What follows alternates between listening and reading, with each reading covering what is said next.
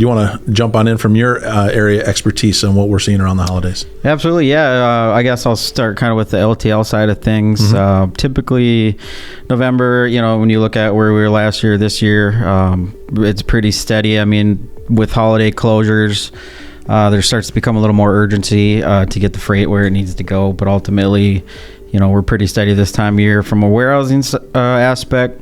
Local warehousing for extra stock, having that nearby on hand ready to go is a sticking point. And also expedited services with our box trucks and Sprinter van partner carriers. Those are a great time to utilize those. Just tight deadlines, holidays, closures, reduced hours. Those are all things where that becomes a big advantage. Yeah, just LTL carriers in general. With the amount of being shipped around the holidays, just the time frame. We always talk about estimated times of when things are going to get there, where we're hoping to get there. That's just going to extend those times even further, right? So just absolutely, planning ahead is obviously the name of the game there. Yeah, estimated can go from estimated. It can go from 3 to 6 in an instant. And we're not talking just days. We could be talking weeks sometimes, right? Correct. It's just the way it goes. Just on the van flatbed side of things, Northwest, we're seeing Christmas tree season. Seen a ton of people already put them up already, but those things are flying out of the Northwest right now. So we see a lot of tight capacity right now up in the Northwest.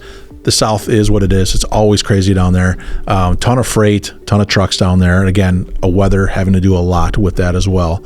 And then obviously the snow will push them, push them south, and that's where a lot of the availability is going to be, and they would just want to stay out of the weather. I think too, when you look at the Midwest in particular, we just had a big harvest season, right? True. The whole Corn Belt saw a lot of capacity move into the fields, and so those guys are just finishing up. Harvest season should be getting wrapped up across most of the country, at least in the next month here, and so that's going to not only bring a few drivers back to the road, but it's also going to have some guys want to take some time off after the big push.